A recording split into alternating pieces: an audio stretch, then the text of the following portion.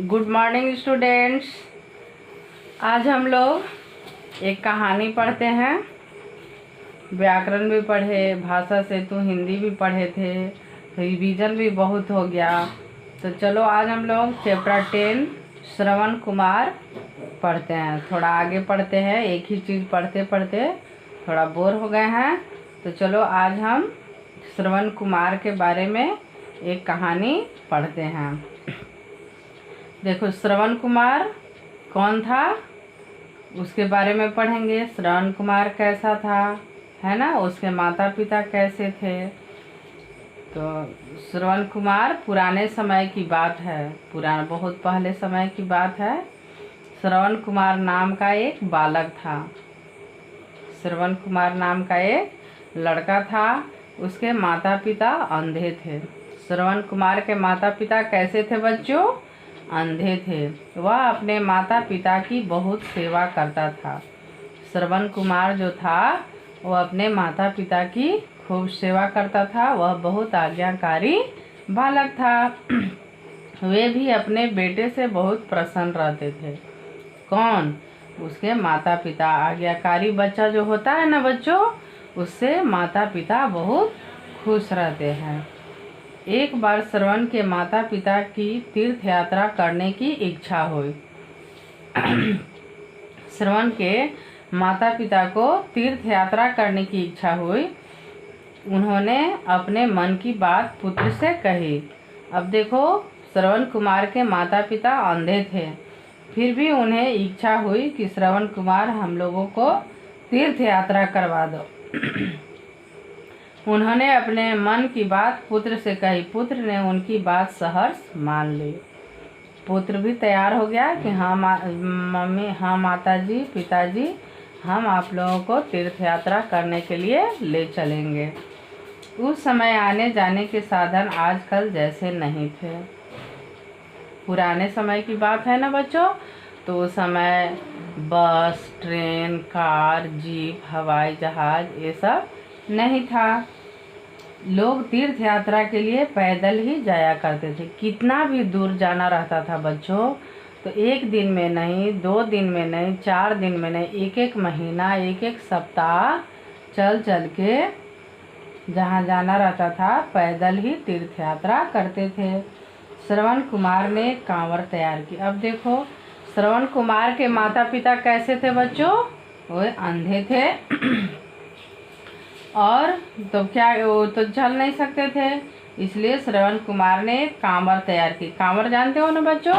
बाबा धाम जाते हैं लोग तो कांवर लेकर जाते हैं, लेकिन इसमें अंतर यह है कि कांवर के दोनों तरफ पानी रह कर जाया जाता है बाबा धाम, लेकिन वह अपने एक तरफ माता को और दूसरे तरफ पिता को रह करके जाता है, मतलब उस पर बैठा देता है। वह कांवर को अपने कंधे पर रखकर तीर्थ यात्रा के लिए चल पड़ा। एक तरफ कांवर का 2 पलड़ा था, एक में अपने पिता को और दूसरे में अपनी माता को बैठाया, और वह कांवर को अपने कंधे पर रखकर तीर्थ यात्रा के लिए निकल पड़ा। श्रवण कुमार अपने माता पिता को अनेक तीर्थों पर ले गया।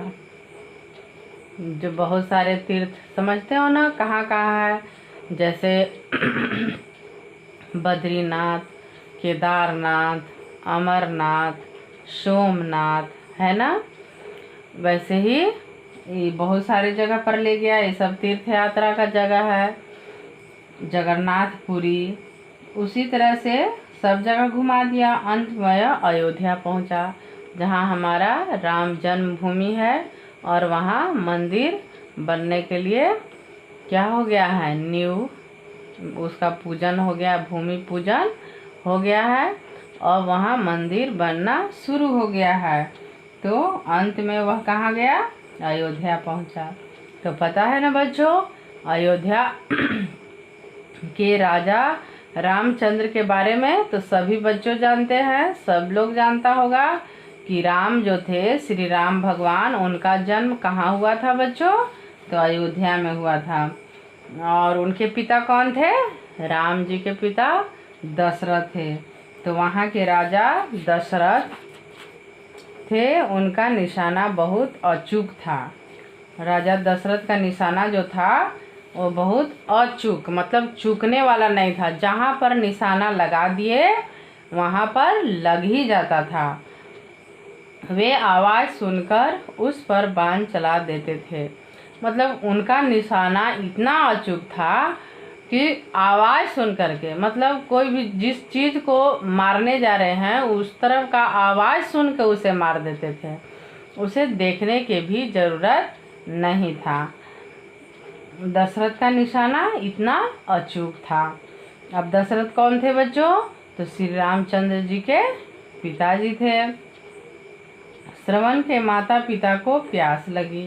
अब तीर्थ यात्रा कर रहे हैं, चलते चलते रास्ते में प्यास तो लगेगी ना, तो प्यास लग गई।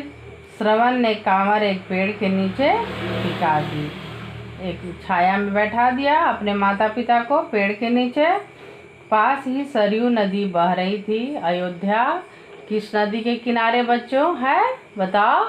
अयोध्या जो है वो सरयू नदी के किनारे है। वह माता पिता के लिए पानी लेने सरयू नदी के किनारे पर गया। श्रवण कुमार कांवर में उसके माता पिता बैठे थे, उसको एक पेड़ के नीचे रख दिया और सरयू नदी में पानी लेने के लिए नदी के किनारे पर गया। श्रवण कुमार ने अपना बर्तन नदी के पानी में डुबोया। जो भी बर्तन था उसके पास, घड़ा था, लोटा होगा, कुछ भी होगा, बर्तन था, उसको पानी में डुबाया तो इससे कुछ आवाज़ हुई। तुम भी अगर कुछ भरा हुआ पानी में लोटा, ग्लास और कुछ वैसा चीज़, घड़ा, बाल्टी अगर डुबाओगे तो गड़गड़ गड़गड़ गड़ की आवाज़ निकलती है। तो बर्तन से आवाज़ हुई, पानी भर रहा था। तो उस समय राजा दशरथ पेड़ों के पीछे छिपे हुए थे। पेड़ों के पीछे कौन छिपे हुए थे बच्चों? दशरथ छिपे हुए थे। वे हिरण का शिकार करने आए थे। देखो वे क्या करने आए थे? राजा दशरथ जो थे वे हिरण का शिकार करने आए थे। उन्होंने समझा कि कोई हिरण नदी में पानी पी रहा है। दशरथ आवाज़ सुने तो उन्हें क्या लगा कि कोई हिरण नदी में पानी पीने आया है। उन्होंने उसी आवाज़ की ओर अपना बाण छोड़ दिया। बर्तन में पानी भर रहा था ना, गड़गड़ गड़गड़ गड़ की आवाज़ आ रहा था। तो राजा दशरथ को क्या लगा, गलतफहमी हो गया कि हिरण जो है वो नदी में पानी पीने आया है। उन्होंने उसी आवाज़ की ओर अपना बाण छोड़ दिया। अब क्या हुआ? बाण सीधा श्रवण की छाती में जाकर लगा। वो सभ्य सच, मतलब एकदम देखो, वो जो ऐसा बाण आवाज़ को सुनकर चलाए कि जाकर सीधा श्रवण के छाती में लग गया। और चीख उठा। चीखना मतलब जोर से चिल्लाना। उसकी आवाज़ सुनकर राजा दशरथ दौड़े आए। अब कोई चीखेगा तो उसका आवाज़ सुन के तो कोई आएगा ही ना। घायल श्रवण को देखकर उन्हें अपनी भूल पर बहुत पश्चाताप हुआ। उन्होंने श्रवण कुमार से क्षमा मांगी। तीर लग गया तो वह घायल हो गया है ना, और उन्हें देखकर अपनी भूल पर बहुत पश्चाताप हुआ कि बिना देखे हमें नहीं मारना चाहिए था, तीर हमें नहीं चलाना चाहिए था। उन्होंने श्रवण कुमार से क्षमा मांगी। श्रवण बोला, देखो क्षमा मांग रहे हैं राजा दशरथ कि मुझे क्षमा कर दो, हम जानबूझ करके नहीं मारे हैं, गलती से लग गया है। लेकिन गलती तो ऐसा हुआ कि उसका जीवन ही चला गया, और एक तो उसके माता पिता का अकेला संतान था और उसके माता पिता अंधे भी थे। श्रवण बोला, राजन आप मेरी चिंता न करें, पास ही एक पेड़ के नीचे मेरे अंधे माता पिता प्यासे बैठे हैं।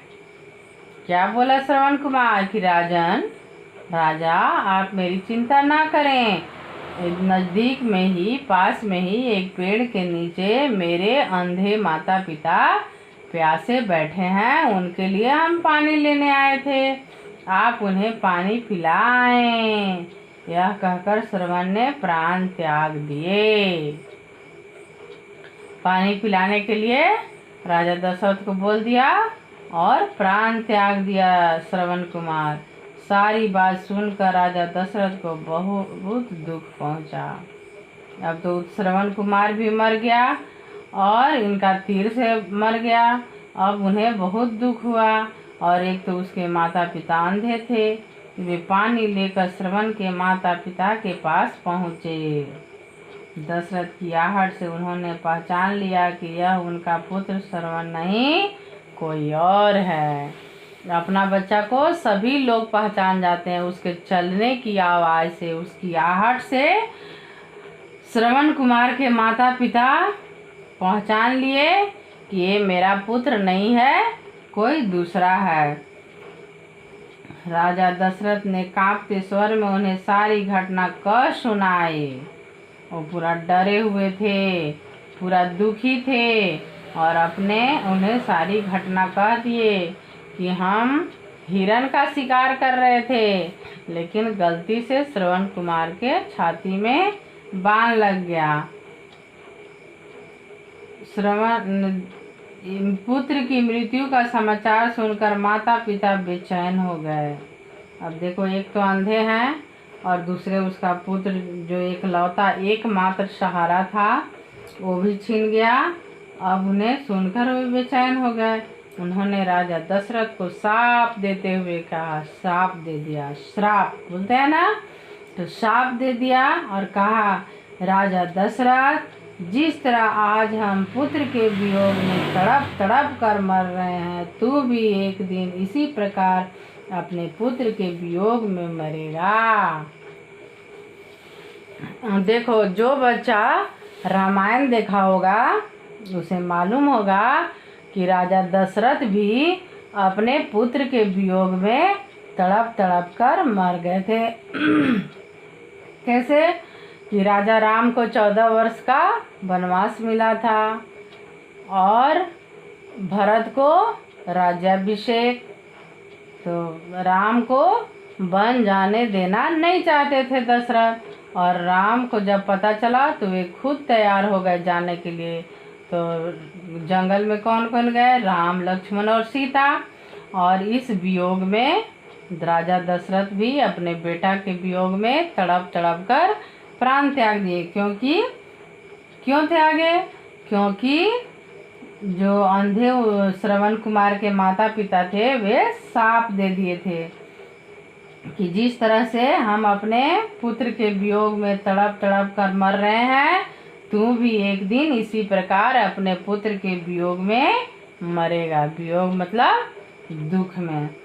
यह कहकर उन दोनों ने भी प्राण त्याग दिए, शाप दिए। और श्रवण कुमार के माता पिता क्या कर दिए? प्राण त्याग दिए अपना। बाद में श्रवण के माता पिता का शाप सच सिद्ध हुआ, है ना। राम के वन जाने के बाद राजा दशरथ ने भी पुत्र के वियोग में अपने प्राण त्यागे थे ना। अब हम चलो कुछ शब्दों के अर्थ जानते हैं, याद करते हैं उसको। शब्दों के अर्थ जानो। चलो अच्छे पढ़ते हैं इसको। प्रसन्न, खुश। प्रसन्न मीन्स क्या होता है बच्चों? खुश। और चूक, जो चूके नहीं। प्राण त्यागना, मर जाना। मृत्यु, मौत। शाप, अहित कामना सूचक शब्द। तीर्थ, पवित्र स्थान जहाँ लोग यात्रा, पूजा आदि के लिए जाते हैं। सहर्ष, खुशी से। पश्चाताप, पछतावा। घटना, वारदात। वियोग, दुख। यात्रा, सफर। क्षमा, माफी, स्वर, आवाज, सिद्ध, साबित। सिद्ध करना मतलब साबित करना। तो शब्दों के अर्थ को याद करना है बच्चों, इसको तुम लोग याद कर लोगे। अब हम तुम लोग को स्कूल का जो इन्फॉर्मेशन है वो थोड़ा तुम लोग को बताते हैं कि तुम लोग का एग्ज़ाम जो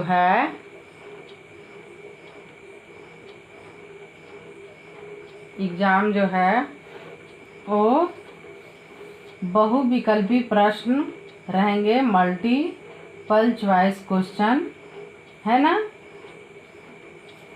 उसी टाइप का क्वेश्चन को तुम लोग को अच्छे से लर्न करना है, सही विकल्प चुनने वाला।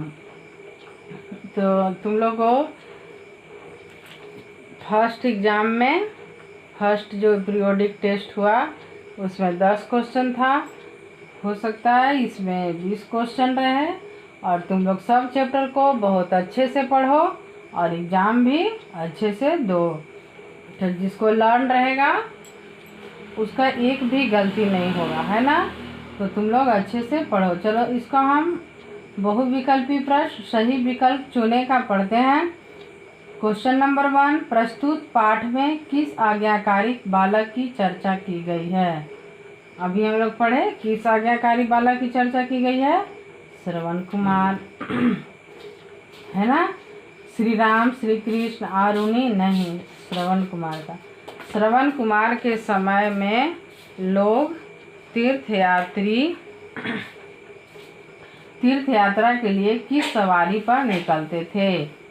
घोड़ा, हाथी, पैदल, बैलगाड़ी। तो उस समय कुछ नहीं था बच्चों, पैदल ही जाते थे। किस राजा ने श्रवण कुमार पर बाण चलाया। रामचंद्र, दशरथ, रघु, जनक। दशरथ ने चलाया। क्वेश्चन नंबर 4, राजा दशरथ किस पशु का शिकार करने के लिए छुपे हुए थे। किसके शिकार करने के लिए, सिंह, हाथी, हिरण, बाघ। तो हिरण का शिकार करने के लिए छुपे हुए थे। और आगे, श्रवण कुमार की छाती में बाण लगने पर राजा दशरथ की क्या प्रतिक्रिया रही। बहुत पश्चाताप हुआ, श्रवण से क्षमा मांगी, क और ख दोनों, कोई नहीं। तो क और ख दोनों। श्रवण कुमार की छाती में बाण लगने पर राजा दशरथ ने बहुत पश्चाताप किया और श्रवण से क्षमा भी मांगी। और क्वेश्चन नंबर 5 हो गया। 6, पुत्र की मृत्यु का समाचार मिलने पर श्रवण के माता पिता ने राजा दशरथ से क्या कहा। बहुत बेचैन हो गए, राजा को शाप दे दिया, पुत्र वियोग में प्राण त्याग दिए, सभी। पुत्र की मृत्यु का समाचार मिलने पर श्रवण के माता पिता ने राजा दशरथ से क्या कहा। वह बेचैन हो गए, राजा को शाप दे दिया, पुत्र वियोग में प्राण त्याग दिए, सभी। सभी आंसर होगा बच्चों। चलो अब हम वो क्वेश्चन भी करते हैं,